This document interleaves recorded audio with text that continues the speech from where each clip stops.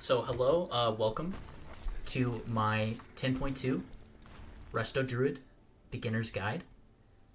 My goal for this, guide is it's going to be split up into multiple different parts, and we're going to incrementally, teach you how to play Resto Druid. And my goal is that after this first video, that you'll understand the basic fundamentals of what buttons you should be pressing, the rhythm, how to understand the healing style and how it differs from different healers. So the first thing that we're going to do is I'm going to introduce a couple of spells and explain them, and we're going to be building on those, but it will all come together here in a minute. Okay, so the first skill, and this is incredibly important in Mythic Plus, and that is Lifebloom. It costs 4,000 mana, and it lasts for 15 seconds, so it is very mana efficient and a great heal. You, with the standard Resto Druid build in Mythic Plus, you're going to be able to apply this to two different targets. The number one thing for any Resto Druid to aim for, and this is a lofty goal, however, when I'm doing keys that are 20 and beyond, this is something that I practice when I'm just running around in the world or just grouped up with anybody, and that is, you want to try to maintain 100% uptime of both of your Lifeblooms. So here is, the beginning part of my screen. There's a couple weak auras, that I haven't gone in, that I won't be explaining yet, especially this top one here. So for the sake of the video, pretend like this doesn't exist. And so what we're gonna do is, before every single pull in a Mythic Plus, and I do want you to keep in mind that when I give you a rule, at some point you can break these. But again, we're just working on the basics, because there are times that you will prepare differently before different pulls in Mythic Plus.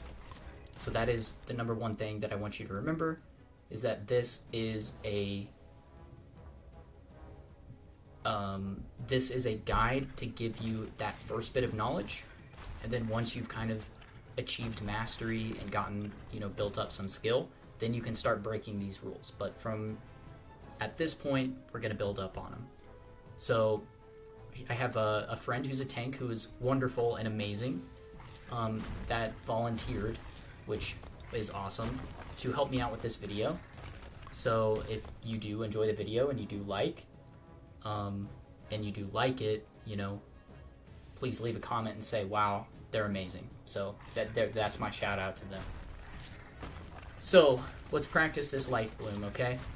I use Mouseover macros via the built-in UI, or the built-in method in the Blizzard options. So I'm going to find those.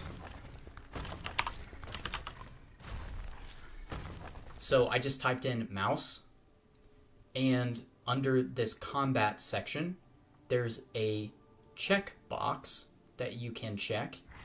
And what that does is it turns all of your keys, and you may or may not want to, this is my preference, you can do this by individual skill, or through different add-ons like click that you use your mouse, like left click, right click. That is personal preference. I prefer to just go ahead and say, hey, if I'm pointing at a unit, whether that be an enemy or a friendly, I want to cast at them. I do not play any other spec or class with this enabled, only Resto Druid. So keep that in mind, that is a preference thing. Alright, so the first thing that I'm thinking about before going to any poll, and we're not going to poll yet, is to ensure that we try to get 100% uptime on both of your copies of Lifebloom. So that just looks like that's my 2 key, and we can see here that we have an icon on both of us, and it's starting to tick. Ignore this pop-up here in the middle of the screen that's green and looks kind of like vines. I will explain what that means a bit later, but this those vines are built-in Blizzard display, so everyone will have that no matter what, you know, your it's not a weak aura, it's just comes built right in, and it is important, so we'll talk about that in a little bit. So before any pull, like this first one, so you can go ahead and just pull this first rock boy, we want to make sure that we have 100% uptime on our 2 Lifeblooms. And if we can do this, we have already achieved a very, very great thing. And I'm going to assist in killing this now.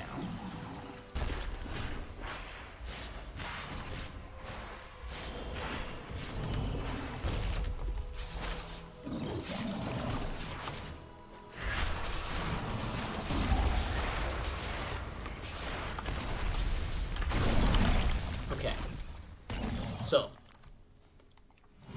going into a pull, we should have both Lifeblooms. Now, the question that you should ask yourself is why.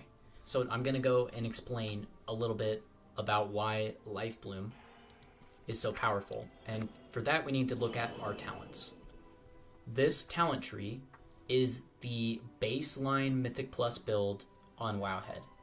I highly recommend it. There are a couple of things that you would change depending on your tier set that you have, in my own opinion. However, I don't think you can go wrong with the default Mythic Plus talent build that Wowhead has. It's very solid and will get you through whatever content that you want. The first thing about why Lifebloom is so powerful is this talent here, Harmonious Blooming. What that does is Lifebloom counts for 3 stacks of Mastery Harmony. Now, you should ask yourself, what does that mean? Well, if we look at our character panel here, Mastery Harmony, that's the Resto Druid Mastery effect. Each healing, for each of your healing effects, your heal over times, your healing is increased on that target. That is 100% the most key thing to understand about healing on a Resto Druid. You have to maximize your benefit that you're getting from your hots, which means the more hots that you have on someone, the more powerful each one of those things are. The irony here is that Resto Druids often don't stack mastery in stats, because honestly, a little bit goes a long way.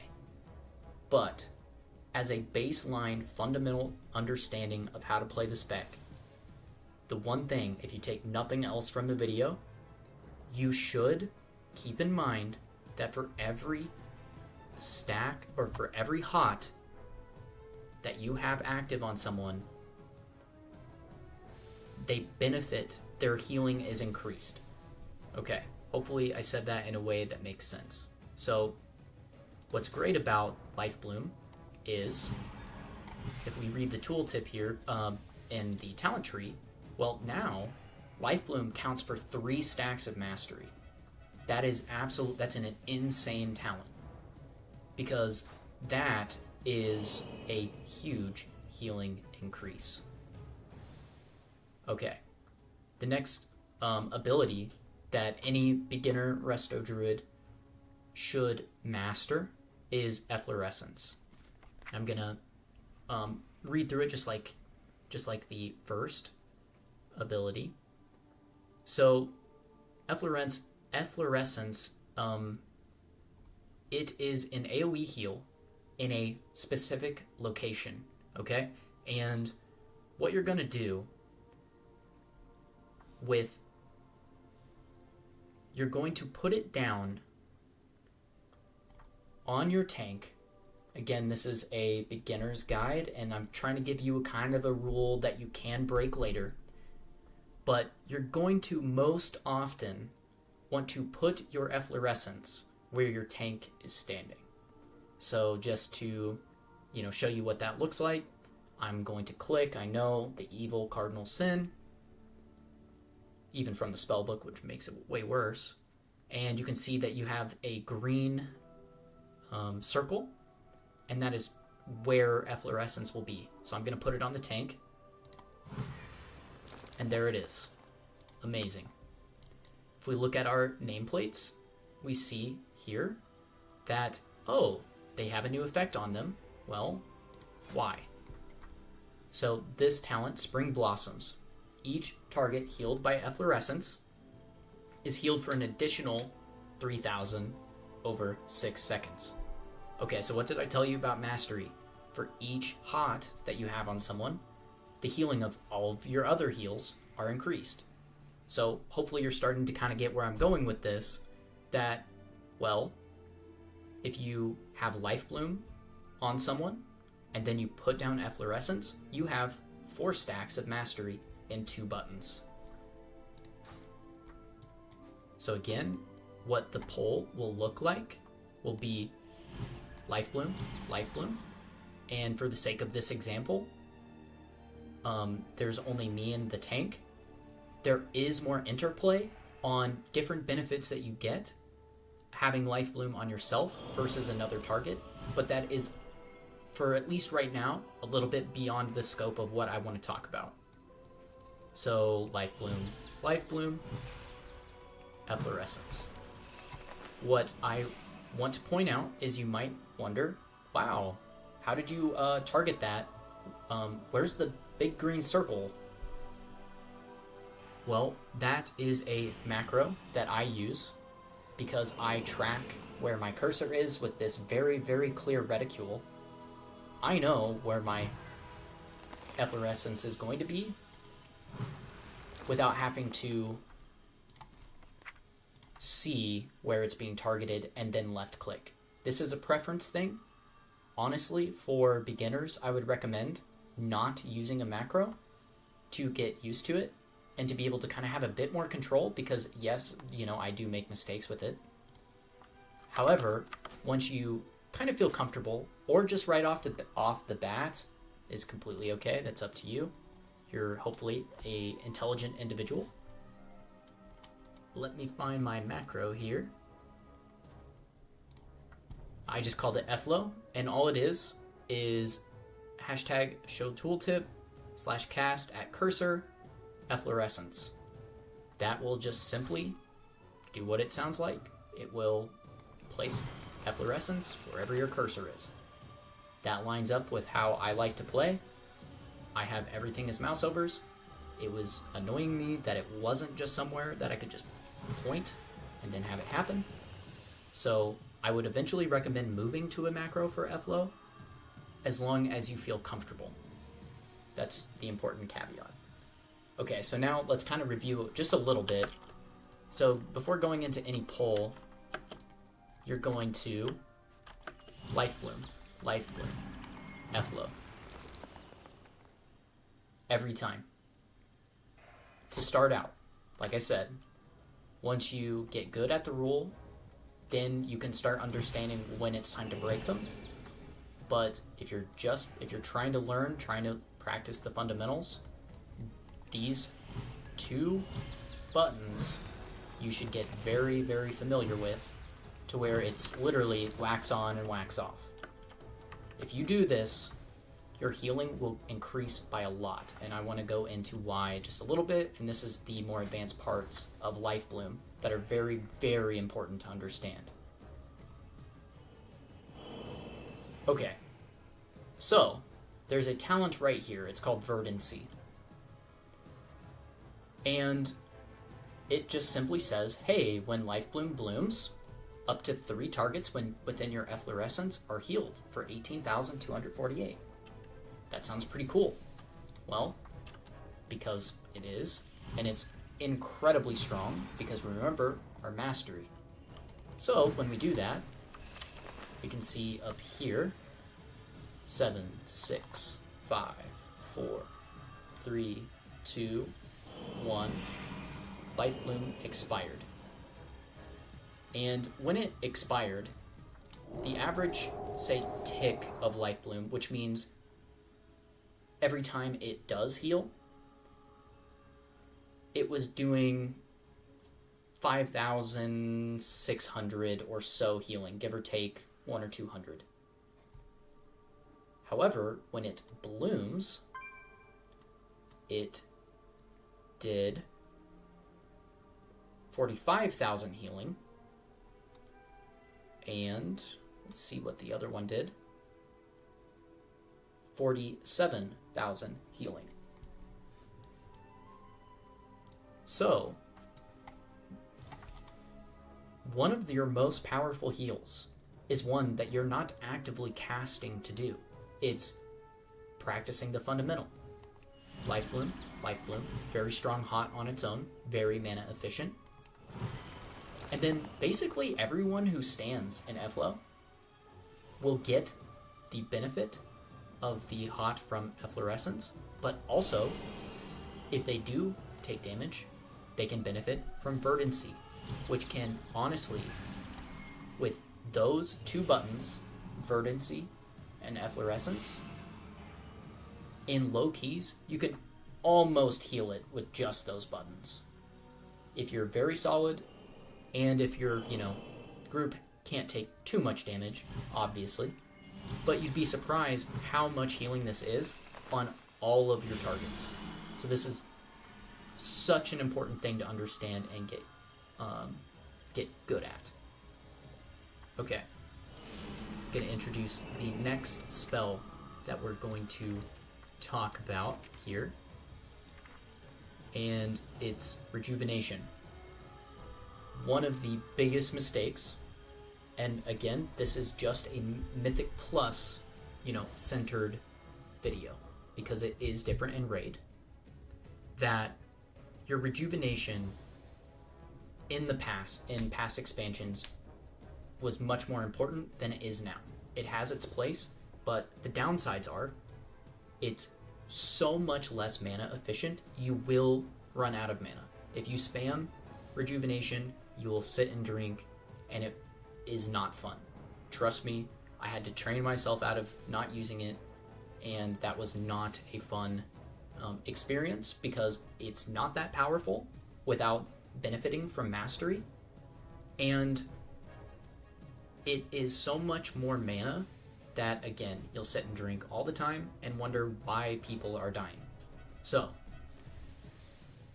Rejuvenation. It heals a target for 35,000 over 12 seconds. Now let's think about this, and this is kind of when I want to introduce this concept of, why healing on a Resto Druid is very different, and you, in my opinion, should think about it differently than, say, a Holy Priest or a Restoration Shaman, where with other healing specs, it's like playing a game of like whack-a-mole. You see, oh, Kutali here is low HP. I press Healing Surge or Flash Heal, or fill in the blank there. However, if you play Resto Druid like that, and you say, oh, hey, someone needs healing, let me just put a Rejuvenation on them. Well, what you're going to find out is just a Rejuvenation by itself, it's not going to save someone. They're not going to go back to full HP, especially if they're taking damage over time. But again, now let me place Lifebloom, so we see those ticking off. Now let's add our Rejuvenation. Now each one of those are increasing the healing of the other. So I'm going to refresh. Again, that's a very important concept. But again, so it's wax on, Lifebloom, Efflo. And if they're taking quite a bit of damage, then it might be wise to then apply a Rejuvenation. Again, it's not mana efficient, so do not rely on it. But what it will do is, again, empower everything else, which, again, accounts for Verdancy, which will expire and do a lot of healing on a couple of targets. That's completely free for your mana, essentially. The second rule, the hard rule that I want you to think about before using Rejuvenation, and it's because you take a particular talent in this build, is just what I call the 60% rule. This is, again, you will break this in higher keys because you need to prepare for some bits of damage. However, in low keys and when you're learning, it's very, very good to understand this talent here, Cultivation. And again, it ties back to our mastery stacks. So when Rejuvenation heals a target below 60% health, it applies Cultivation, which is another hot over 6 seconds. So let's go see if we can get that, if I can just show that, Kutali. And that's why I have the percentages for their HP displayed.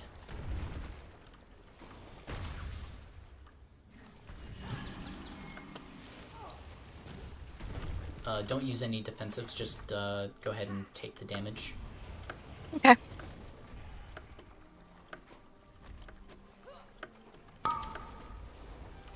Let's see if we can get it to work. Might be a bit strong. Too thick. Alright, I'm gonna pull a couple more, see if we can get there.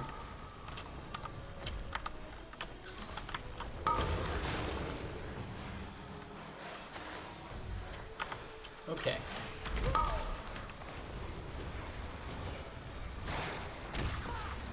Alright, so looks like Tully's at 62%. Alright, the 60% rule. I apply. Now you can use the defensive here. Thanks. And heal yourself if you want while I explain. So, if you could see real quickly, I shouldn't have clicked off, but when she dipped below 60% and I applied Rejuvenation, she benefited from Cultivation, which is just another hot that stacks to increase your healing. That is very powerful.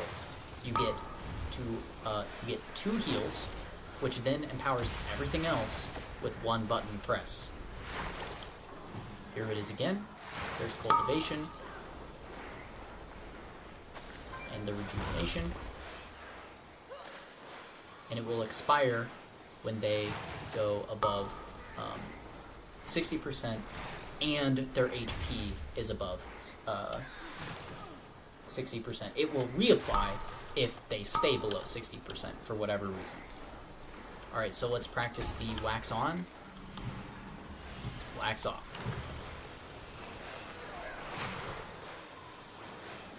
This is set on Mythic 0, so it's not particularly difficult, but you can see how just these two buttons are helping the Guardian Druid go back to full HP. And again, part of that is, well, they do use defensives, which is good. And the other part of that is because of your mastery. You have multiple stacks, 4 stacks with 2 buttons. I know I keep repeating that, but if you take nothing else, that is so important. Alright, let's go ahead and add the next spell that I want to talk about. And that is Regrowth. And that is where these vines come in.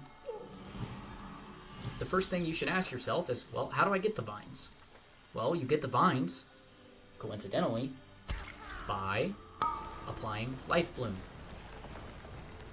When you have Lifebloom up, what it does, it has a chance to give you clear casting.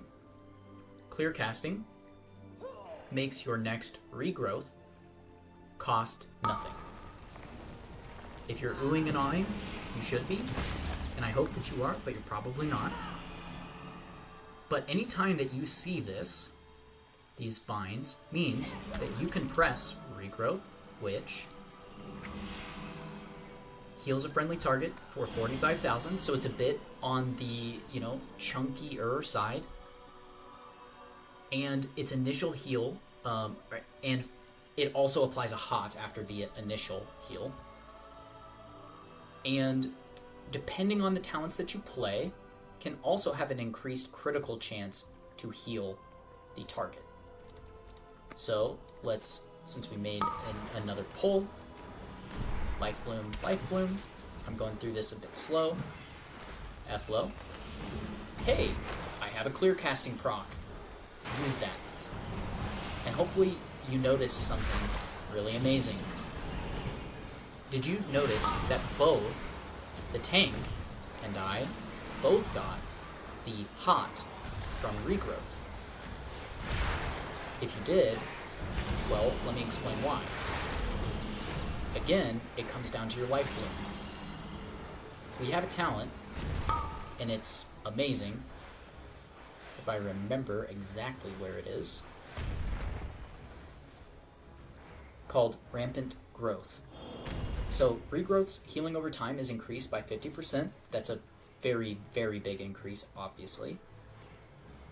But the second part is more powerful. It also applies to the target of your Lifebloom. So this is why I keep, putting into your head, Lifebloom, Efflo. Well, because now, let's pretend we have a third target in this dungeon. Say I'm healing this dead dragon. Rip, rest in peace. We both, if the dragon could be healed, they would be healed by Regrowth. But both me and the tank would also get the hot from Regrowth. And that Regrowth with clear casting through Lifebloom cost 0 mana. If you had been playing Resto Druid in Mythic Plus, or just in any dungeon, and you were playing any different way, it will be crazy to you how much less mana that you're spending if you follow these couple simple principles.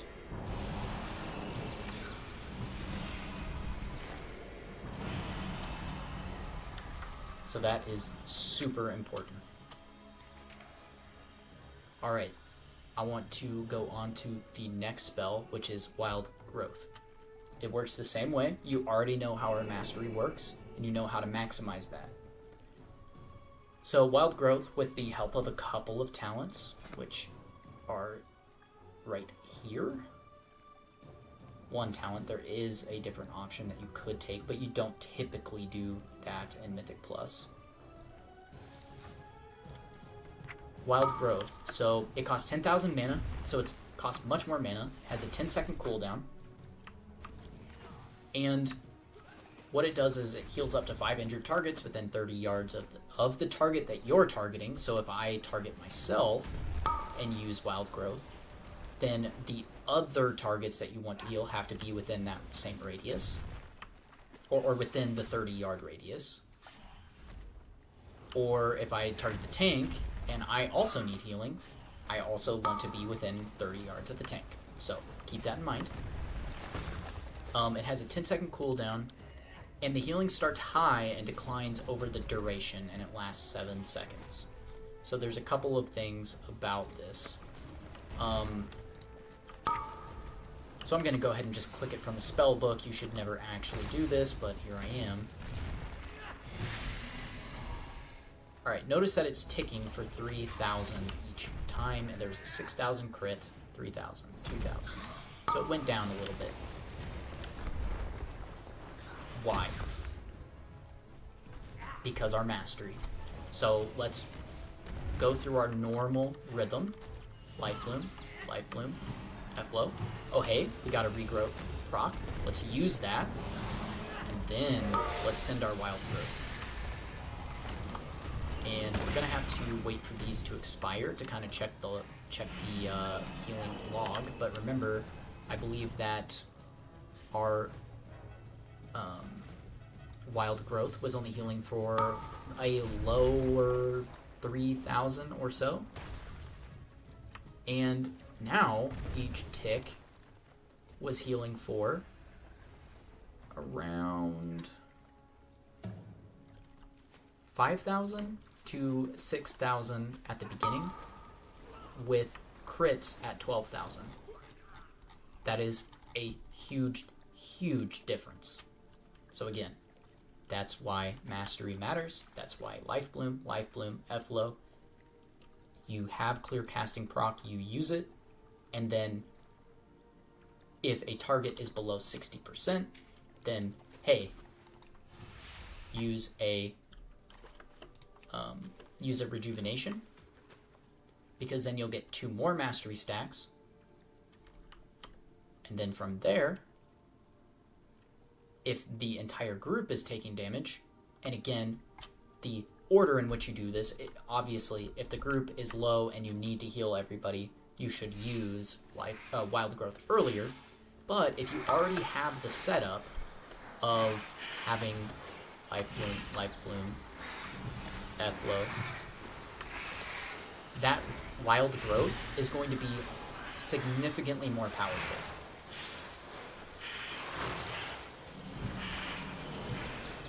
That concept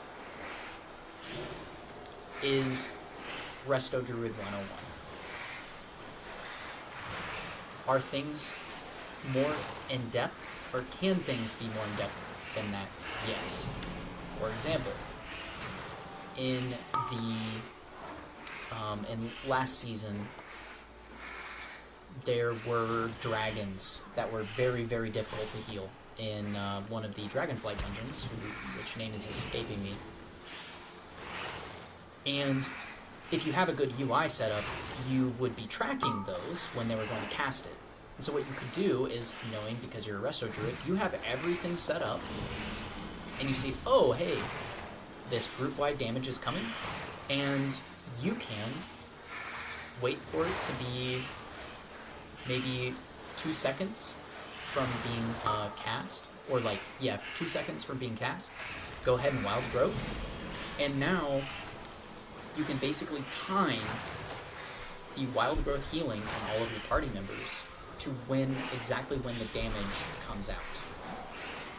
So there's lots of ways like that are beyond the scope of, this first video, but that, hey, once you understand how the mastery works and everything, you're like, okay,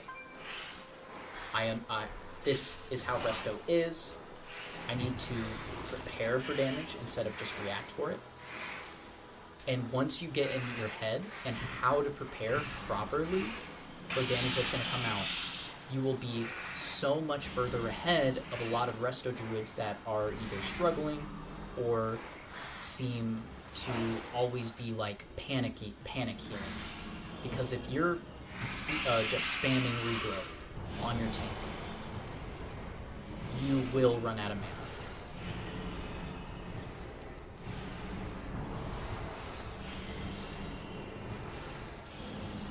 And the worst sin that you could ever do is heal them like this, or almost any party member, while having no other effect healing over time. I'm not doing that much healing on them. I'm not getting the rest of the heal from the hot. All I'm doing is wasting mana. So it was only hitting for 38,000. 76 on a crit. I am 472 currently, so that will be much lower if you have a lot lower gear. However, Lifebloom, Efflo, okay. Say there's a lot of damage and a couple people have dipped below. Oh, group damage. Clear casting proc.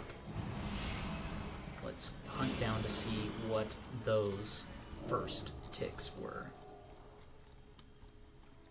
if I can.